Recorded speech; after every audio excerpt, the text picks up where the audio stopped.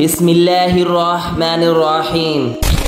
کائنات کی وسعتوں اور آخری حدود تک پہنچنے کی جستجو میں مصروف انسان آج تک نظام کائنات کے بارے میں طرح طرح کے مفروضے اور نظریے قائم کرتا اور وقت کے ساتھ انہیں تبدیل کرتا آیا ہے۔ کائنات ایک ہی ہے یا بہت سی جہاں آباد ہیں، یہ سائنسدان اور فلسفیوں کے لیے بہت بڑا سوال بنا رہا ہے۔ اس حوالے سے قرآن مجید میں واضح اشارے موجود ہیں جن سے یہ معلوم ہوتا ہے کہ دنیا صرف یہی نہیں جس میں ہم رہتے ہیں، بلکہ زماؤ مکان کی اور بھی دنیا آباد ہیں۔ اس لیے آج سائنسدان اس چھری کو سچ کرنے کی کوشش کر رہے ہیں کہ ہماری دنیا کے سوا اور بھی دنیا آباد ہے اور کیا وہاں بھی ہمارے جیسے انسان موجود ہیں۔ اللہ نے اس سوال کا جواب دیتے ہوئے اپنی مقدس کتاب میں فرمایا، اللہ وہ ہے جس نے 7 آسمان پیدا کیے اور ان کے مانند زمینیں بھی، اور اس کے درمیان حکم نازل ہوتا ہے تاکہ تم جان لو بے شک اللہ ہر چیز پر قدرت رکھنے والا ہے۔ صحیح البخاری دیگر اور قدرت احادیث میں اس آیت کے ضمن میں ایک روایت موجود ہے کہ مفسر قرآن حضرت ابن عباس کے پاس ایک شخص آیا اور اس نے سورۃ الطلاق کی اس آیت کی تفسیر پوچھی۔ حضرت ابن عباس خاموش رہے۔ اس شخص نے اس بات کا دوبارہ اصرار کیا اور پوچھا، آپ اس کی وضاحت کرنے سے گریز کیوں کر رہے ہیں؟ اس بات پر حضرت ابن عباس نے کہا کہ 7 زمینوں سے مراد ہمارے ہی زمین جیسی 7 اور زمینیں ہیں۔ ہر زمین پر ہمارے پیغمبر حضور صلی اللہ علیہ وآلہ وسلم کی طرح وہاں بھی ہر ایک رسول آئے ہیں۔ حضرت آدم کی طرح وہاں بھی آدم، اور حضرت نوح کی طرح وہاں بھی نوح، اور اسی طرح موسیٰ، عیسیٰ، حضرت ابراہیم علیہ السلام کی طرح وہاں بھی نبی مبعوث ہوئے۔ یہ وہ سوال تھا جو آج سے 1400 سال پہلے حضرت ابن عباس سے قرآن کی اس آیت کی تفسیر کے بارے میں پوچھا گیا تھا۔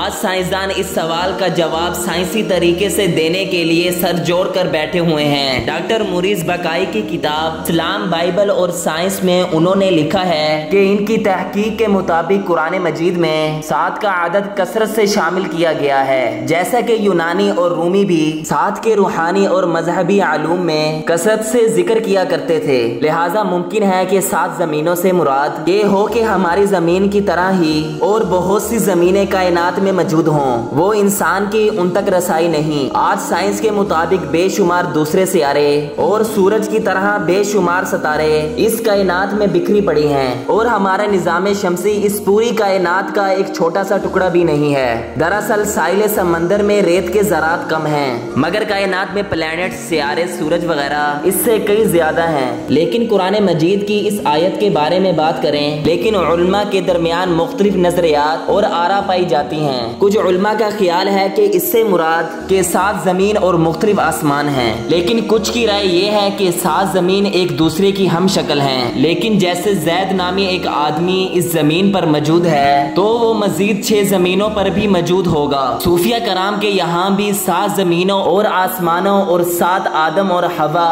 کا تصور ملتا ہے۔ لہٰذا مشہور صوفی بزرگ شیخ ابن عربی کے متعلق ایک مشہور واقعہ نقل ہوا ہے۔ شیخ ابن عربی فرماتے ہیں کہ میں نے ایک دفعہ ایک ایسی قوم کے ساتھ بیت المقدس کا طواف کیا کہ جن کو میں نہیں جانتا تھا۔ ان میں سے ایک نے کہا، کیا تم مجھے جانتے ہو؟ کہ میں نے کہا نہیں۔ اس نے کہا کہ میں تمہارے سب سے اول اجداد میں سے ہوں۔ میں نے پوچھا، تمہیں مرے ہوئے کتنا عرصہ گزر چکا ہے؟ اس نے کہا کہ 40,000 سال سے کچھ زیادہ۔ میں نے کہا کہ آدم علیہ السلام کو تو اتنا زمانہ نہیں گزرا۔ اس نے کہا کہ تم کون سے آدم کی بات کر رہے ہو؟ کیا تم اس آدم کے متعلق کہہ رہے ہو جو تم سے قریب ہیں یا اور آدم کے متعلق؟ لہٰذا شیخ ابن عربی فرماتے ہیں، جب میں نے اس کی یہ بات سنی تو مجھے حدیث یاد آ گئی کہ اس کائنات پر 7 زمین، 7 آسمان، اور ہر زمین پر آدم حوا بھیجے گئے۔ اہل حکمت نے 7 آسمانوں اور ان کی خصوصیات کو کچھ یوں ذکر کیا ہے کہ زمین سے آسمانی دنیا کی اور ایک آسمان سے دوسرے آسمان کی مسافت 500 سال کے سفر کے دوری کے برابر ہے، اور اسی طرح ہر آسمان کا اپنا اپنا والیوم یعنی حجم ہے۔ پہلا آسمان دودھ سے بھی زیادہ سفید ہے، یہ کوہ کاف کی سبزی کی وجہ سے ہرا نظر آتا ہے۔ اس آسمان کا نام رقیہ ہے۔ دوسرے آسمان کا نام سیدوم یا معون ہے، اور وہ ایسے لوہے کا ہے جس سے روشنی کی شعاعیں پھونکتی ہیں۔ تیسرے آسمان کا نام ملکوت یا حیون ہے، اور وہ تانبے کا ہے۔ چوتھے آسمان کا نام زہرہ ہے، اور وہ آنکھوں میں خیر کی پیدا کرنے والی سفید چاندی سے بنا ہے۔ اور پانچویں آسمان کا نام لابیہ یا دامیہ ہے، جو سرخ یاقوت کا ہے، اور اسی میں بیت المعمول ہے۔ اسی طرح نبی کریم صلی اللہ علیہ وآلہ وسلم کا سفر معراج اس بات کا واضح ترین ثبوت ہے کہ حضور نے براق پر سفر کرتے ہوئے جبریل امین کے ساتھ تمام آسمانی سفر کو کیا، جس کے ساتھ 7 آسمان بھی شامل تھا، اور حضور نے تمام آسمانوں میں پیغمبروں اور رسولوں سے ملاقات کی، جبکہ 7 زمینوں اور آسمانوں کی ایک تعبیر جدید نظریہ ملٹی ورس کی شکل میں دی جا سکتی ہے۔ دراصل ہماری زمین میں کچھ جاندار ایسے ہیں جنہیں ہم اپنی آنکھوں سے دیکھ سکتے ہیں، جیسے چوپائے جانور، رینگنے والی مخلوق، اور جیسے چرند پرند جو ہمارے ساتھ یہیں زندگی گزارتے ہیں۔ جیسے کچھ جاندار ایسے ہیں جو ہماری نظر سے اجل ہیں، مثلا خوردبین مخلوق، بیکٹیریا، وائرس وغیرہ، جن کو ہم اپنی آنکھوں سے نہیں دیکھ سکتے۔ اسی طرح جنات اور فرشتے بھی موجود ہیں جنہیں ہم نہیں دیکھ سکتے، کیونکہ ان کا وجود ایک دوسرے ڈائمینشن میں ہے۔ اسی نظریے کو ملٹی ورس کا نام دیا جاتا ہے، یعنی اس طرح کائنات کی ایک دوسری کائنات کا وجود ہونا،